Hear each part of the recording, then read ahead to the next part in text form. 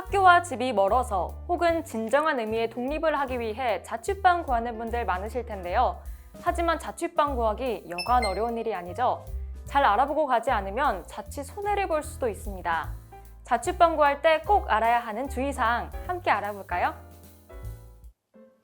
법과 생활, 법과 경제, 교양 수업을 담당하고 계신 손명재 교수님 모셔서 이야기 나눠보고자 합니다. 안녕하세요. 안녕하세요. 법과 생활 교양법학을 가르치고 있는 손명지입니다.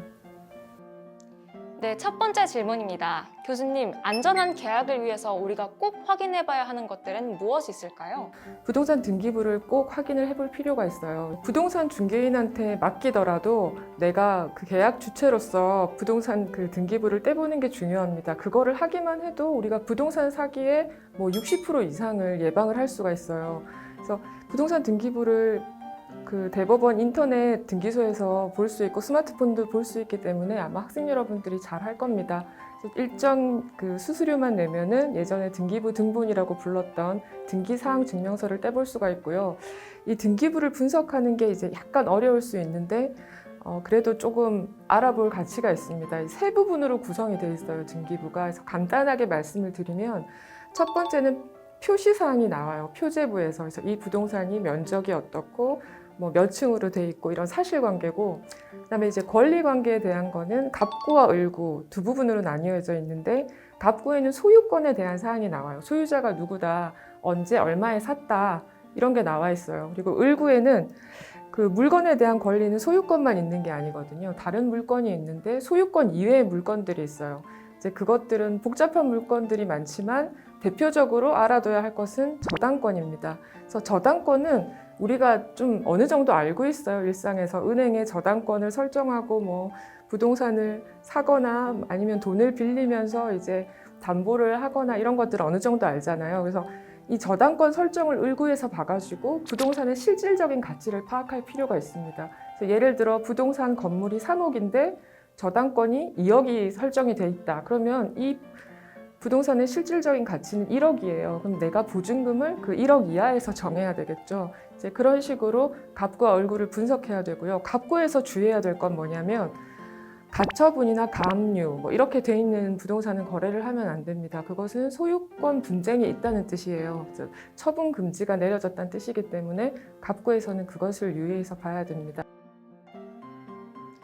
그 자취방을 계약하기 위해선 임대차 계약서라는 걸 써야 한다는데 좀 낯설기도 하고 뭘 주의해야 될지 잘 모르겠어요. 어떻게 써야 되는지 자세히 알려주세요. 첫 번째로는 소유자, 내 거래 상대방이 누구인지를 확인을 해야 돼요. 이걸 의외로 거래 상대방이 다른 사람과 소유자라고 사칭하는 사람 혹은 관리인과 해가지고 집주인은 거래한 적이 없다, 이런 경우가 꽤 있어요. 그런 사기를 예방하기 위해서도 등기부의 소유자와 이 사람이 같은 사람인지 주민등록증도 확인해도 괜찮습니다. 그리고 계좌번호 같은 것도 통장 같은 거 확인해도 괜찮아요. 그래서 소유자를 확인하고, 두 번째로는 내가 지금 거래하는 집이 이제 등기부상의 집과 일치하는가. 사실 등기부를 같이 보면서 해야 돼요. 그래서 아까 말했던 갑구와 을구에서 이제 가압류가 돼 있지 않은지, 그리고 저당권이나 그런 것들이 얼마나 설정되어 있는지, 그리고 확정일자 같은 경우에도 등기소에서, 인터넷 등기소에서 확인을 할 수가 있거든요. 그래서 보통은 나 이외에 다른 임차인들이 있는 경우가 많아요. 그래서 다른 임차인들이 확정일자를 받았으면 그 보증금은 내 보증금보다 우선해서 받는 것들이에요. 그래서 그런 것들까지 저당권처럼 계산을 해서 봐야 되고, 실질적인 권리관계와 일치하는지, 실질적인 소유자와 일치하는지를 봐야 되고요. 그 다음으로는 그 표준계약서를 쓰는 게 좋아요. 주택임대차 표준계약서가 법무부 홈페이지에서 다운을 받을 수가 있습니다. 교수님, 이사하고 나서 전입신고는 꼭 해야 하나요? 전입신고 결론부터 말씀드리면 꼭 해야 됩니다. 그래서 전입신고는 왜 해야 되냐면 대항력을 위해서 하는 거예요. 대항력이 뭐냐면 원래 이제 임차권은 임대인한테만 주장을 할 수가 있어요. 근데 임대인이 만약에 집을 팔았어요. 주인이 바뀌었어요. 그러면은 집주인은 나가라고 할 수 있는 거예요. 원래대로 하면. 근데 이 임차권 새로운 집주인한테도 나는 이 집에 살 권리가 있다라고 주장을 하려면 전입신고를 꼭 해야 돼요. 그래서 주거권을 강하게 보장하기 위해서 그 집에 살고 있으면서 주민등록을 옮겨 놓으면 대항력을 인정해서 주거권을 안정적으로 유지해주기 때문에 꼭 해야 됩니다. 예. 그럼 전입신고는 언제 하는 게 가장 좋은가요? 전입신고는 이제 계약을 하고 나서 뭐 14일 이내에 하라고 돼 있는데 바로 하세요. 그날 가능하면 빨리 하는 게 좋아요. 다음 날부터 대항력의 효력이 발생하기 때문에 뭐 이사한 그날 전입신고도 하고 확정일자도 받고 가능한 법률관계를 조속하게 안정시키기 위해서는 빨리 하는 게 좋습니다. 마지막으로 자취방을 구하는 학생들에게 하고 싶으신 말씀 있으신가요?